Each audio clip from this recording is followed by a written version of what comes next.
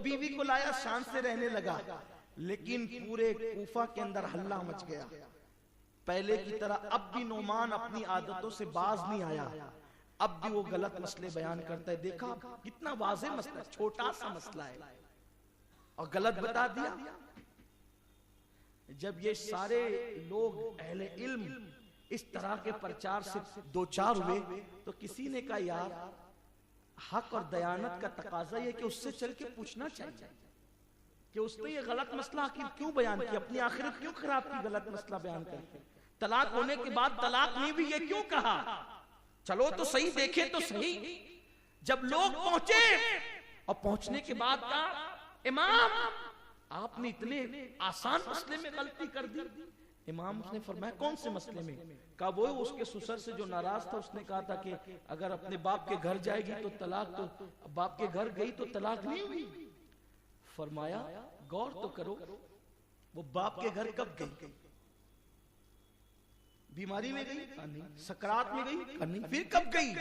کہا مرنے کے بعد گئی، کفن دفن میں گئی۔ فرمایا کہ تم کو یہ مسئلہ نہیں معلوم ہے، جب انسان مر جاتا ہے تو اس کا گھر پھر اس کا نہیں رہتا، وہ اس کے وارثوں کا ہو جاتا ہے۔ اس کا گھر اس کا نہیں رہتا، وہ اس کے وارثوں کا ہو جاتا ہے۔ اور باپ کی وراثت میں بیٹی کا بھی حصہ ہے، تو وہ باپ کے گھر کہاں گئی؟ وہ تو اپنے گھر گئی تھی۔ کہا تھا کہ باپ کے گھر جائے گی تو طلاق ہوگی، وہ باپ کے گھر نہیں گئی، وہ تو خود اپنے گھر گئی، تو اپنے گھر گئی طلاق کیسے ہو سکتی ہے؟ تب لوگوں نے کہا حنیفہ ابو حنیفہ تو جہاں سے بولتا ہے وہاں تک کسی کی عقل کی رسائی ہو نہیں سکتی۔ اللہ نے تجھے اتنی عقل عطا کی ہے کہ اگر تیری عقل سے دنیا کی عقل کا موازنہ کیا جائے تو دنیا کی عقل تیری عقل کے عادی ہو کر کے رہ جائے۔ امام اعظم ابو حنیفہ کے پاس ایک خارجی آیا تھا۔ خارجی سمجھتے ہیں کسی کو کہتے ہیں؟ خارجی جو علی سے بڑی نفرت کرتے ہیں، مولا علی سے، مولا علی سے کیا صحابہ سے بھی نفرت کرتے ہیں، لیکن صحابہ کی محبت کا ڈھونگا چاہتے ہیں، اصحاب رسول اور عظمت صحابہ اور یہ اور وہ، اور علی سے نفرت، بغض عداوت۔ خارجیوں نے شہید کیا مولا علی۔ خارجی آیا، تلوار نکالا اور امام اعظم سے کہا نعمان یہ تلوار دیکھو میں تمہیں قتل کرنے آؤں۔ امام اعظم نے کہا کیوں؟ کہا تمہارا عقیدہ یہ ہے نا کہ علی حق پر تھے، پھر بھی معاویہ سے جو جنگ کی تھی حق پہ ہونے کے باوجود انہوں نے ثالث کوئی حکم مقرر کیا تھا، یہی تمہارا عقیدہ؟ کہا بالکل یہی عقیدہ ہے، ہم اپنے عقیدے کو کب چھپاتے ہیں اہل سنت؟ تو کہا حق پہ ہونے کے بعد کسی کو ثالث مقرر کرنا، خود سوچو یہ کتنی بڑی بیوقوفی کی بات ہے۔ تو گویا کہ تم عقیدے حق پر نہیں ہو اور تم جو ہے وہ معاذ اللہ غلط نظریے پہ میں تمہیں قتل کر دوں۔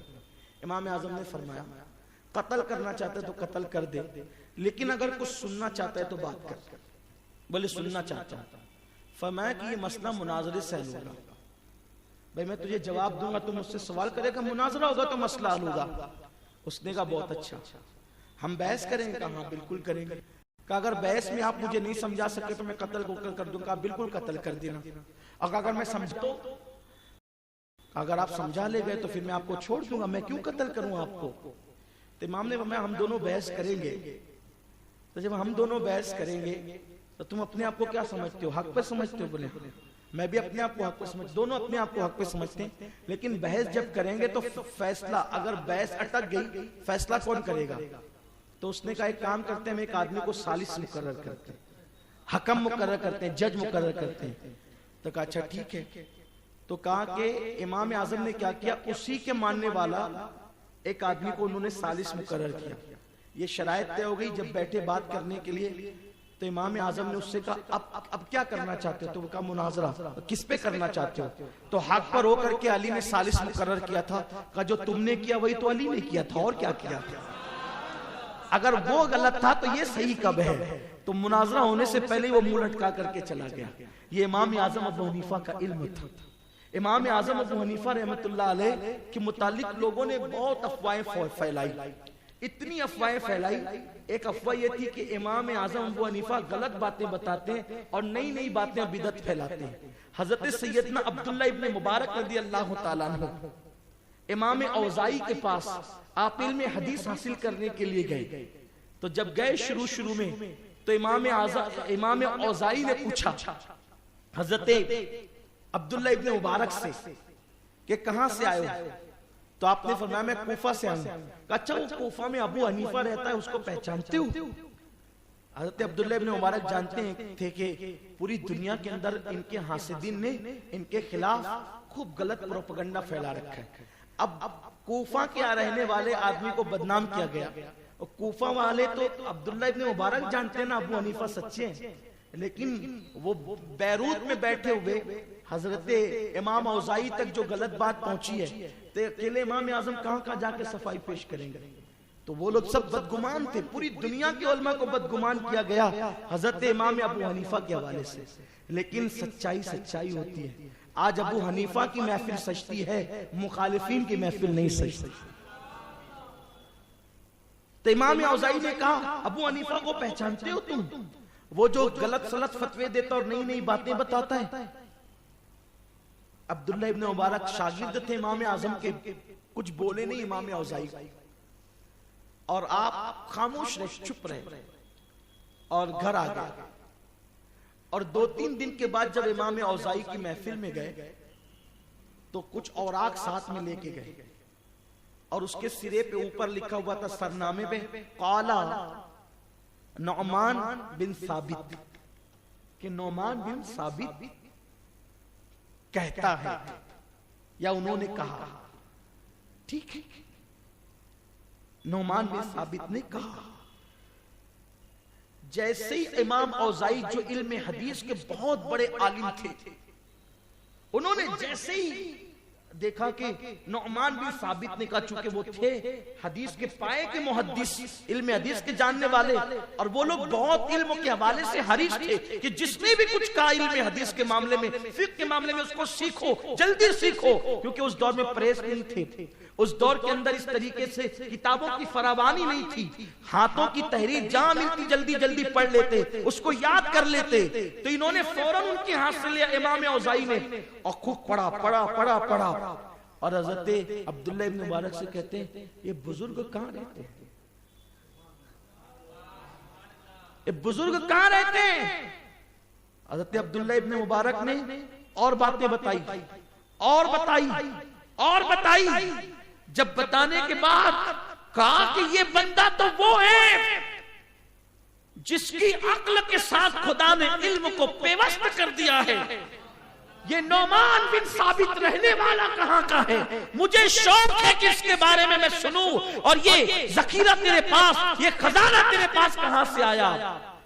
تو اس وقت عبداللہ ابن مبارک نے کہا وہ جو بدعتی ہے نا, جو غلط فتوے دیتا ہے, ابو حنیفہ کوفہ میں رہنے والا, اسی کا اصل نام نعمان بن ثابت ہے. تو حضرت امام اوزاعی دیکھ کر کے شرمندہ ہو گئے اور فرمانے لگے اچھا, کہا کہ ان کے مخالفین نے ان کو بدنام کیا, ورنہ ان کی اصل شخصیت یہ ہے, ان کا اصل کارنامہ یہ ہے. پھر اس کے بعد ان امام اوزاعی پہلی ملاقات مکہ المکرمہ میں ہوئی. عبداللہ ابن مبارک بھی موجود تھے.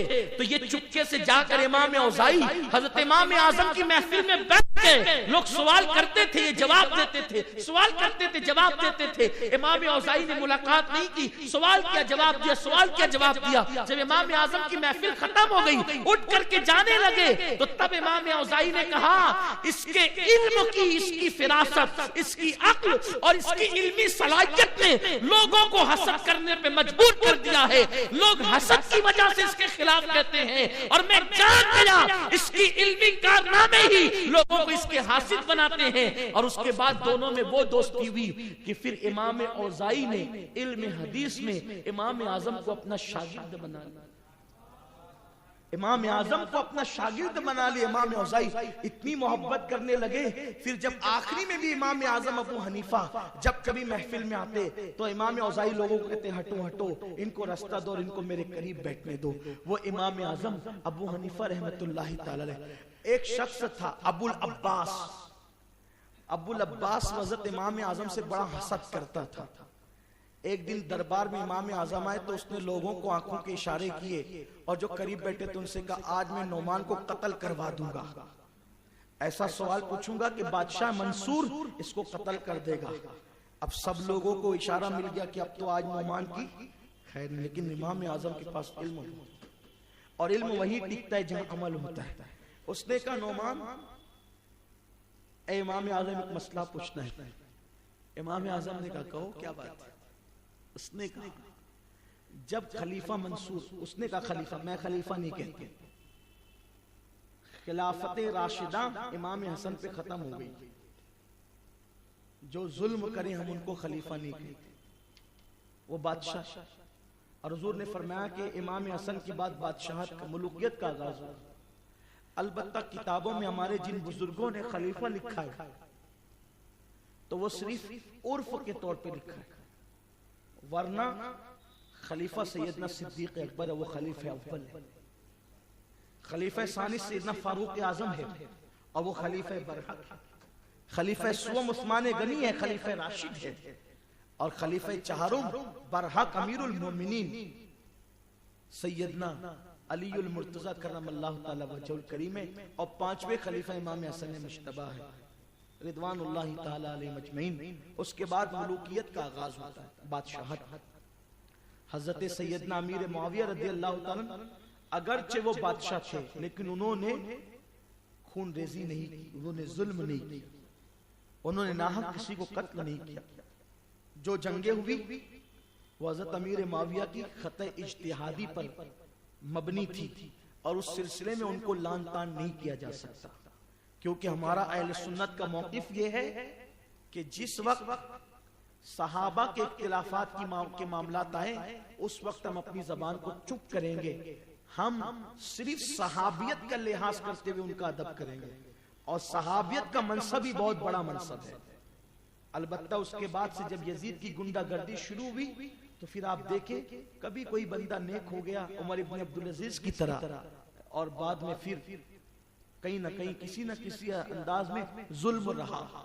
بہرحال میں نے وضاحت کر دی کہ بادشاہ منصور کے بارے میں اس نے کہا کہ خلیفہ جب ہم کو کسی کے قتل کا حکم دیتا ہے تو ہمیں یہ معلوم نہیں ہوتا کہ یہ واقعی اس نے جرم کیا ہے یا اس پر الزام ہے, تو ہم اس پر عمل کریں یا نہ کریں. اب اگر یہ کہتے ہیں کہ عمل کریں تو امام اعظم کی یہ شان نہیں, اور یہ کہتے ہیں کہ عمل نہ کریں تو منصور کی تلوار سے بچ کر نہیں جا سکتے امام اعظم ابو حنیفہ.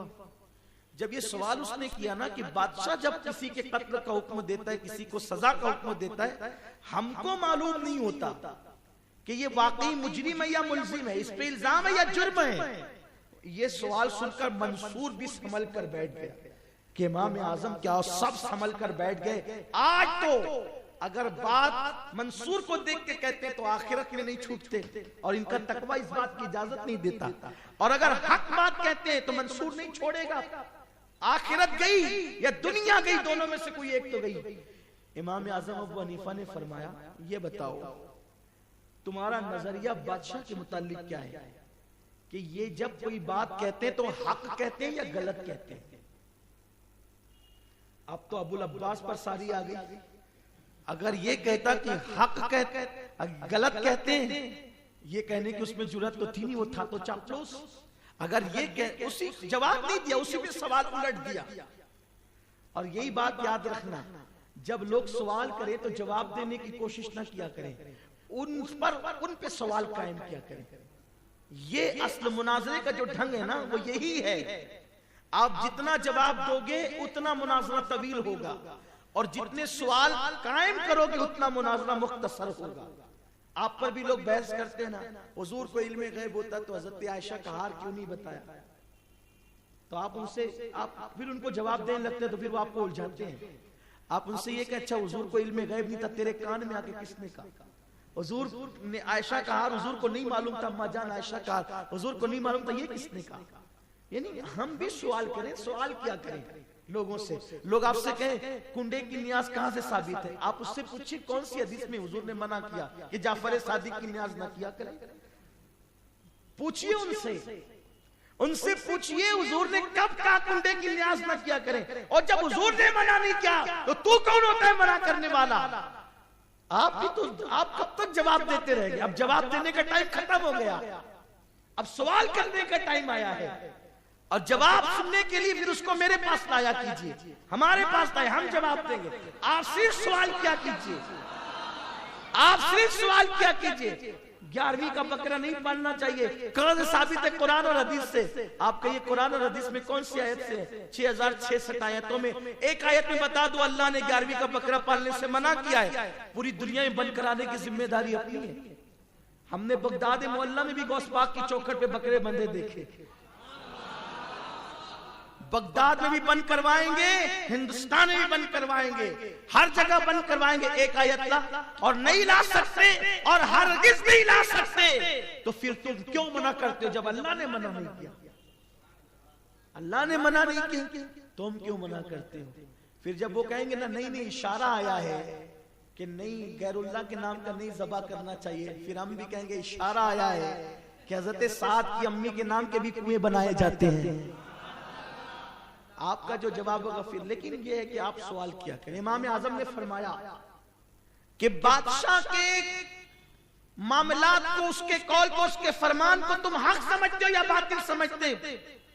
اس نے فوراً جواب دیا ہم تو حق سمجھتے ہیں۔ فرمایا جب حق سمجھتے ہیں تو پھر وہ کام کرنے سے کون سی چیز تمہیں روکتی ہے؟ یعنی کہ آپ نے جواب نہیں دیا، اسی کے معاملات اسی پہ ڈال دیے، اس کا اتنا سا منہ ہو کر کے رہ گیا۔ اور جب حضرت امام اعظم تشریف لے گئے تو لوگوں نے عرض کہا کیوں تم نے تو کہا تھا کہ آج وہ جا نہیں سکتے۔ کہا نعمان ایسے اس پہ شکنجہ نہیں جکڑ سکتا۔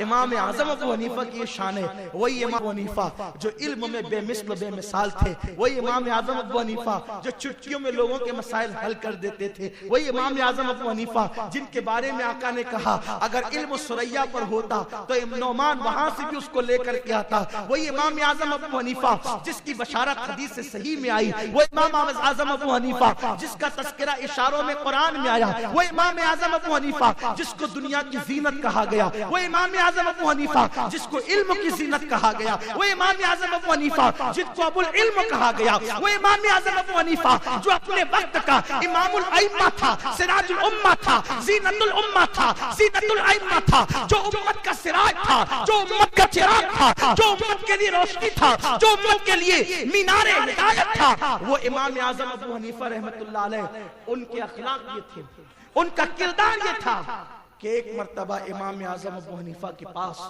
آپ کے حاسدوں میں سے ایک بدبخت آیا۔ امام اعظم کے پیچھے اوباش لڑکے لگا دیے جاتے تھے کہ جاؤ نعمان کو گالیاں دو۔ امام اعظم کی جب محفل سجتی تھی نا تو لڑکے بٹھائے جاتے تھے، وہ محفل میں کھڑے ہو کے امام اعظم کی ماں پہ گالیاں بکتے تھے، اور امام اعظم تقریر اس درمیان بھی جاری رکھتے تھے۔ کیا صبر! اہل علم میں ہمیشہ صبر ہوگا۔